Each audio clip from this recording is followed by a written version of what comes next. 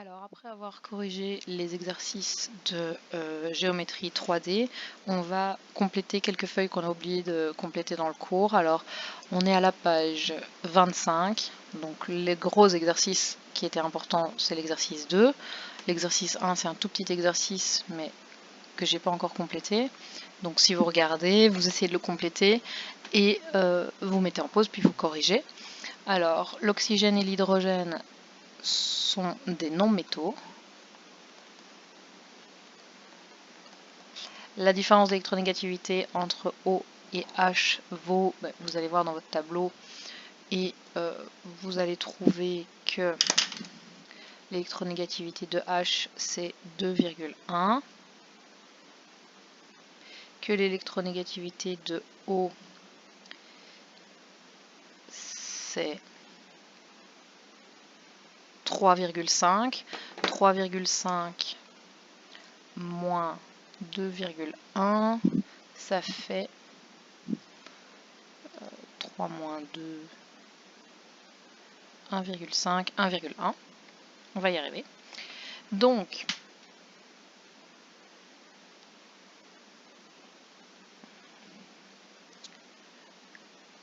c'est pas une covalente, donc c'est pas une liaison ionique, donc il n'y en a pas un qui va donner et qui va recevoir. Qu'est-ce qu'on donne ou qu'est-ce qu'on reçoit? Ce sont des électrons. Chacun des deux atomes d'hydrogène possède un électron célibataire sur sa couche périphérique. Pour obtenir une stabilité maximale, il manque donc à chaque atome d'hydrogène un électron. L'atome d'oxygène, lui, il a 6 électrons sur sa couche extérieure, donc il lui en manque 2. Les deux électrons célibataires de l'atome d'oxygène vont donc s'associer à chacun des électrons célibataires de deux atomes d'hydrogène de façon à former la molécule d'eau. Donc ça donne un truc comme ça. Donc ça c'est le doublet que j'ai, ça aussi c'est le doublet. On peut dessiner les doublets soit avec des barres, soit avec 2 points. Et donc ces deux-là se lient, ces deux-là se lient. Et donc c'était censé être un des premiers exercices que vous avez fait. Donc si vous le dessinez en respectant du coup la géométrie spatiale, on obtient une forme avec un angle parce que les doublets vont repousser les deux liaisons qui sont là. Alors l'exercice 2, donc vous l'avez fait. Alors j'insiste pour que vous ayez fait cet exercice. Donc il faut dessiner la molécule, d'accord? Donc le diagramme de Lewis, c'est dit dans une précédente vidéo, c'est bien le dessin de la molécule. La structure de Lewis, c'est la structure avec la croix et les points autour. Donc le diagramme, c'est bien le dessin de la molécule. Vous les dessinez, donc CCl4 est 2 fois, vous donnez le type de liaison, les charges s'il y en a, si les atomes font l'octet. Et ensuite, on a rajouté à cet exercice-là, après avoir fait la géométrie 3D, la forme spatiale en 3 dimensions. Et ensuite, on a encore rajouté la polarité des molécules. Donc chacune des molécules, est-ce qu'elle est polaire ou non en fonction de la forme 3D. On passe donc aux exercices qui sont, après les exercices de polarité, à la page 26. Alors, classer par ordre croissant de leur caractère ionique les liaisons suivantes. Donc, pour ça, il faut à chaque fois regarder, en gros, une liaison est ionique si la différence d'électronégativité est plus grande qu'1,7. Quand on dit de classer par ordre croissant, donc croissant, c'est du plus petit vers le plus grand, juste histoire de remettre les choses dans le bon ordre. Et en fonction du caractère ionique, ça veut dire que plus la différence d'électronégativité est grande, plus on a une molécule qui va avoir une liaison qui est à tendance ionique. Plus la différence d'électronégativité est petite, moins la molécule va l'avoir. Donc ici, on a une différence d'électronégativité de 0 pour le Br2, donc c'est celle qui va être la première. Elle est clairement pas ionique. Ensuite, vous allez voir dans le tableau, donc le F, vous savez que c'est celui qui est le plus loin. Vu qu'il est en haut à droite de votre tableau, vous allez voir les valeurs d'électronégativité. Le K, c'est celui qui est tout à fait à gauche dans le tableau. Donc celui-là, c'est lui qui va avoir la différence la plus grande, vu qu'on a un atome qui est le plus à gauche et un atome qui est le plus à droite.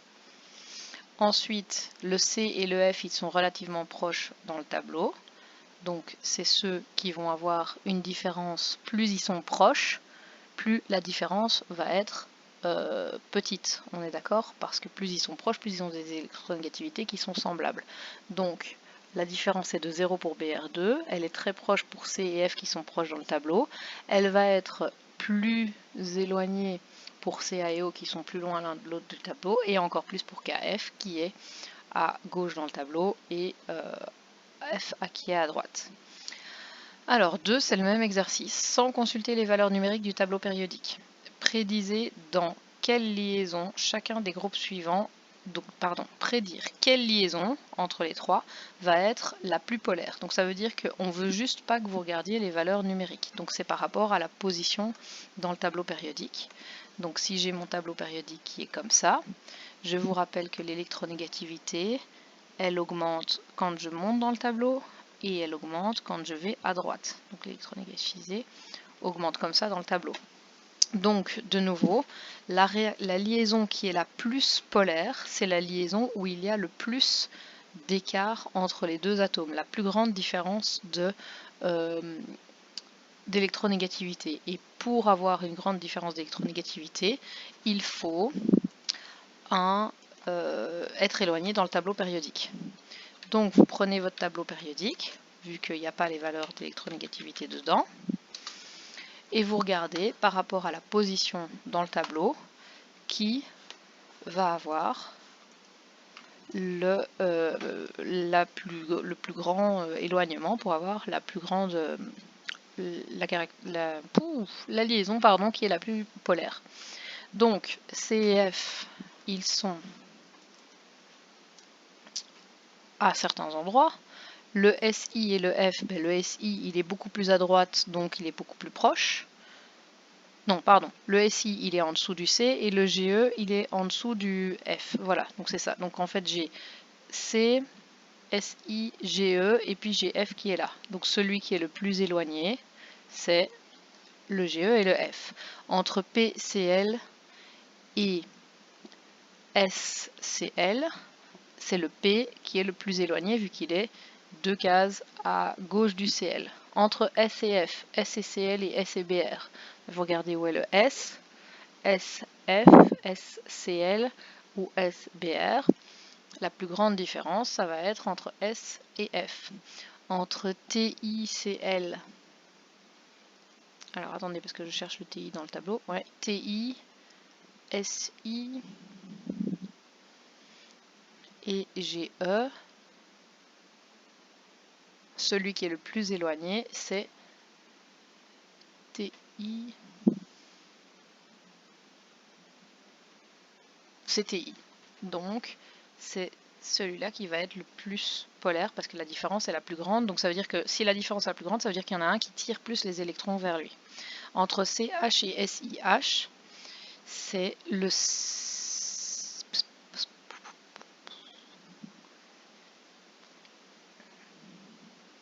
SI qui est le plus éloigné. Entre AL, BR, GA, BR et IN, BR, AL, GA et IN,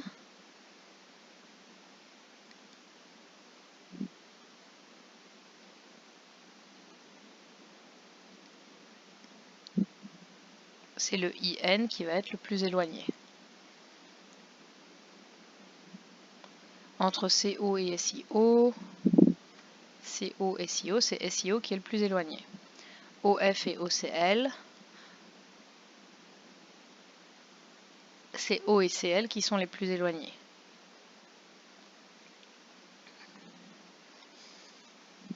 Bon, ça c'est un petit... Voilà, c'est juste pour que vous essayiez d'évaluer qui est là. Alors ça, c'est les exercices qui deviennent importants par rapport à votre interro ou votre examen. Donc, on vous demande d'écrire le diagramme de Lewis. Donc attention, le diagramme de Lewis, c'est bien la forme de la molécule. Donc, on demande d'écrire le diagramme de Lewis de ces molécules-là. Alors, attendez 3 secondes. Je vais les copier comme ça.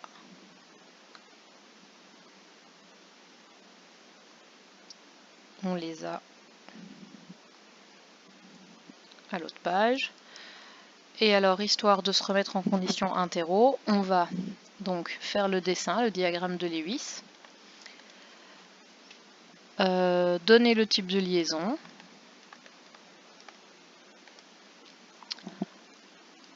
les charges s'il y en a, la forme 3D, en tout cas essayez, et la polarité de la molécule. Alors, de nouveau, vous faites l'exercice et puis vous remettez la vidéo pour pouvoir la corriger. Alors, HCN. J'ai un H, un C et un N. Donc, si je veux relier tous les électrons célibataires, ça va me donner quelque chose comme ça. Si je calcule les électronégativités, alors entre H et C, H, C, c'est covalent. Quand la différence d'électronégativité est égale à 0,5, c'est une covalente pure. Et quand la différence d'électronégativité est égale à 1,7, c'est une liaison ionique. Donc, HC et Cn sont toutes les deux des covalentes pures, donc il n'y a pas de charge. Alors, cela dit maintenant, si je cherche le tableau que je vous ai donné, voilà, c'est ça, 3. Voilà, ok. C'est bon. Donc, covalente pure, donc il n'y a pas de charge. Type de liaison, ok. Charge, il n'y en a pas. La forme 3D, ben, j'ai des liaisons dans deux directions possibles, une direction, deux directions. Donc, la forme de ma molécule est linéaire. Polarité, elle est apolaire parce que je n'ai pas de charge. Alors, B, pH 3. Alors, j'ai un P qui a 5 électrons. J'ai 3 hydrogènes qui ont chacun un électron, donc qui vont se lier comme ça. P et H, c'est covalente pure parce que c'est tous les deux 2.1. Donc j'ai 3 covalentes pures. Là, j'en avais 4 des liaisons covalentes pures. Donc, je n'ai pas de charge. La forme de la molécule, c'est une pyramide à base triangulaire. Et si je n'ai pas de charge, la molécule est forcément apolaire. Alors, CHCl3. CHCl3. Donc, qu'est-ce que j'ai comme atome? J'ai un C, et j'ai un H, et j'ai 3 Cl.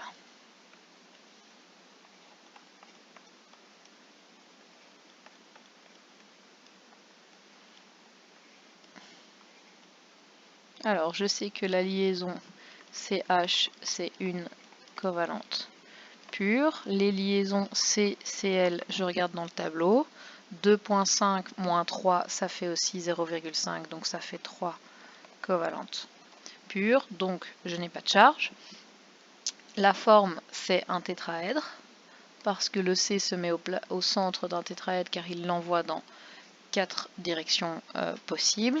Et la molécule, comme il n'y a pas de charge, elle est apolaire. H2CO3 et SEF2.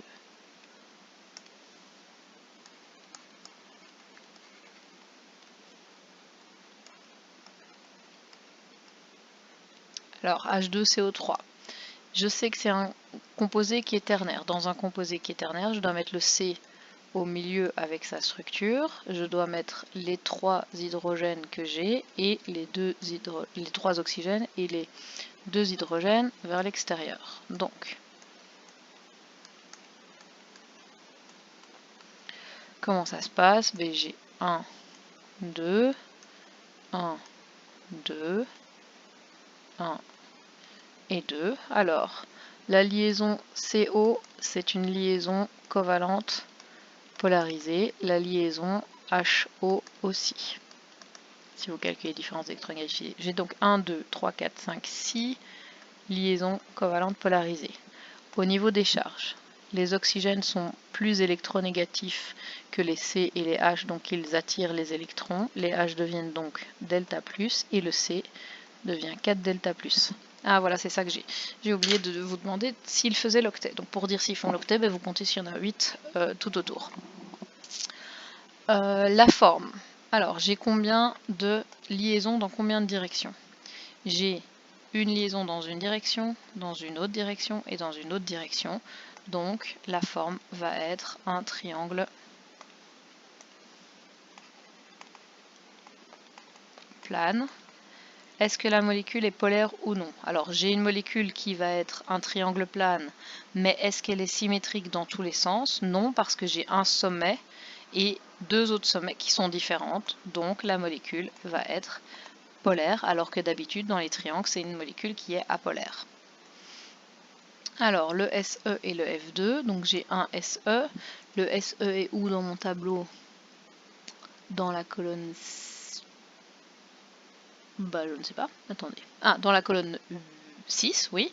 Donc il a 2 doublets et un électron. Le F a 3 doublets et un électron. La différence d'électronégativité entre SE, c'est 2,4 et 4. Ça fait 1,6. Donc c'est deux liaisons covalentes polarisées. Les charges, le F est plus électronégatif, donc il devient delta moins. Le SE devient 2 delta plus. La forme de la molécule, ils font tous l'octet, si jamais vous vous demandez. Et la forme, c'est une molécule qui est angulaire ou coudée. Est-ce que la molécule est polaire ou non? Ben oui, étant donné que le centre des charges moins se situe ici et le centre des charges plus là. Donc, la molécule est polaire. Donc ça, c'était pour l'exercice 3. Alors, l'exercice 4, même chose. Donc, on demande de dessiner ces molécules-là.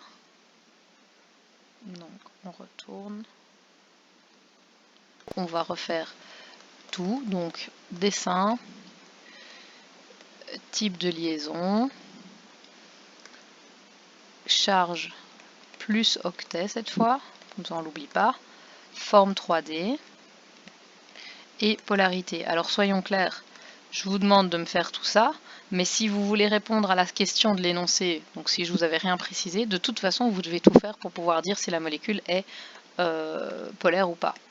Donc, la molécule A, HOCN. Alors, on vous a écrit HO-CN, comme ça vous savez que le O est lié au C au cas où les molécules seraient placées autrement. Ça, un C et puis un N. Donc, si vous vous arrangez pour relier tout le monde, ben, le H, il n'a pas le choix, il est censé être là. Le C et le N sont liés comme ça, donc vous arrivez à ça. Et il vous reste une liaison ici. Type de liaison, alors CN, on avait déjà vu qu'elles étaient covalentes pures, je pense, c'est ça, hein, parce que c'est 0,5, donc ça, c'est covalente pure. HO, on a déjà vu que c'était covalente polarisée, et OC, c'est effectivement aussi covalente polarisée. Donc, les charges, on va avoir ici 0 charge parce que c'est une covalente pure. Lui n'a pas de charge par rapport à ces 3 électrons-là. Par contre, il a une charge ici où il va perdre son électron. L'oxygène est 2 delta moins et le H est delta plus. Ok. Ça, c'est pour la charge. Octet, tout le monde fait l'octet. Donc octet, 1, 2, 3, 4, 5, 6, 7, 8, 1, 2, 3, 4, 5, 6, 7, 8, 8 et 2. Donc ils font tous l'octet. La forme 3D. Alors attention, ne vous précipitez pas et ne me dites pas que la molécule est linéaire. Alors, lui fait des liaisons comme ça, donc c'est bien linéaire. Mais ici, la liaison COH, en réalité, les deux doublets se mettent comme ça et la liaison est coudée. Donc la molécule a une forme qui est coudée ou angulaire. Est-ce que la molécule est polaire du coup ou pas? Eh bien, il y a un delta plus qui est là, un delta plus qui est ici et un 2 delta moins là. Donc, si vous faites la résultante des delta plus, elles vont tomber ici, qui n'est pas à l'endroit du delta moins. Donc, la molécule va être polaire. Alors, le CO2, on l'a déjà dessiné plein de fois. Vous arrivez à un dessin qui ressemble à ça, c'est 4 liaisons covalentes polarisées. Les 2 oxygènes sont 2 delta- et le C est 4 delta+. Tout le monde fait l'octet. La forme 3D, elle est linéaire parce que j'ai des liaisons dans 2 directions différentes. Et est-ce que de ce fait la molécule est polaire ou non? Elle est apolaire parce que si vous faites la résultante des charges négatives, elle tombe sur le carbone qui est chargé positivement, donc la molécule ne peut pas avoir de charge. Alors ensuite, NH2, NH2, H2CO.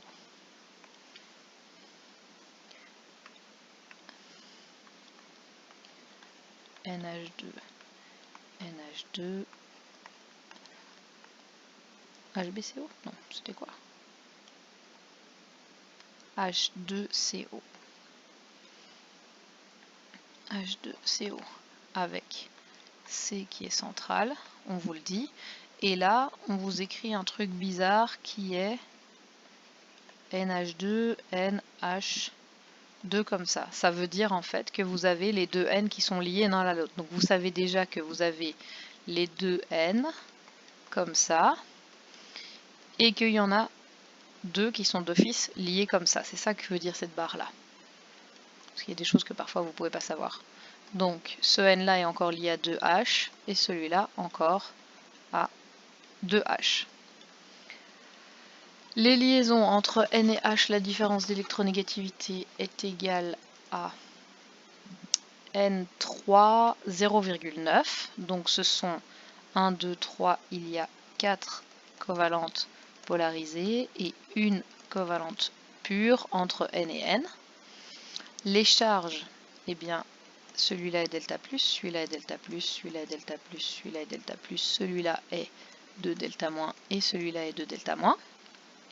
Octet, tout le monde fait l'octet.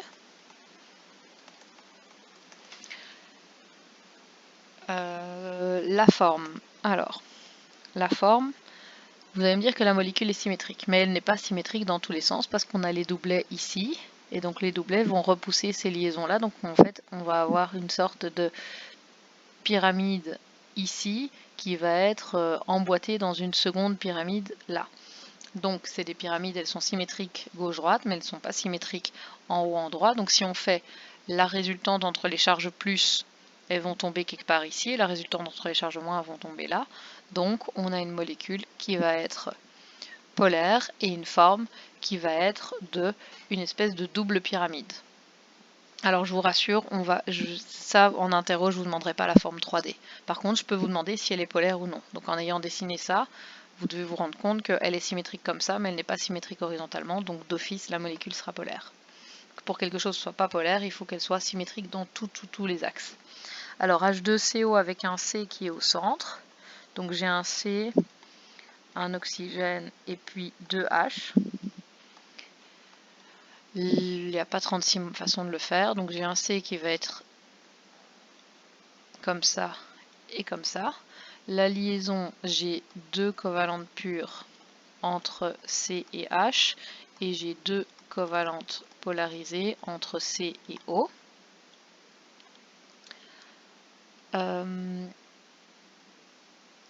Tout le monde fait l'octet. Les charges, le O est 2 delta-, le C est 2 delta+, et entre C et H, j'ai pas de charge. La forme, je vais avoir un triangle plane parce que j'ai des liaisons dans une direction, 2 directions, 3 directions, donc elles vont se repousser pour faire des angles de 120 degrés entre toutes. Est-ce que la molécule du coup se retrouve polaire ou apolaire? C'est un triangle plane, donc ça devrait être apolaire, mais attention, le triangle n'a pas tous les mêmes sommets, donc il faut que j'analyse la situation. J'ai un 2+ ici, un 2- de ce côté-là, donc j'ai bien une molécule avec un côté plus et un côté moins, donc j'ai une molécule qui est polaire. Alors, PH3, CHCl3 et SEF2, alors celles-là on les a déjà faites en fait dans l'exercice 3, donc vous ne les refaites pas. Maintenant, question de réflexion, on vous dit les molécules BF3, CF4 et CO2 sont non polaires, bien qu'elles contiennent toutes des liaisons polarisées. Expliquez pourquoi. Donc quand est-ce qu'une liaison, donc pour qu'une molécule soit polaire, il faut qu'elle ait des charges. Mais ce n'est pas une condition qui est suffisante. Il faut qu'elle ait des charges et qu'en plus la forme 3D n'annule pas ces charges, et que la forme 3D permette aux charges de ne pas s'annuler. Donc ici, ces trois molécules sont non polaires parce que la géométrie spatiale fait que les charges s'annulent et que le centre des charges plus et moins est confondu. Donc si je le dessine, BF3, ça va ressembler à ça, donc c'est un triangle équilatéral, donc les charges s'annulent. CF4, même chose, c'est au centre d'un tétraèdre, donc ça s'annule. Et CO2, c'est linéaire, donc ça s'annule. Donc une molécule peut contenir des charges, mais pourtant elle ne sera pas polaire si la géométrie spatiale fait que les charges s'annulent.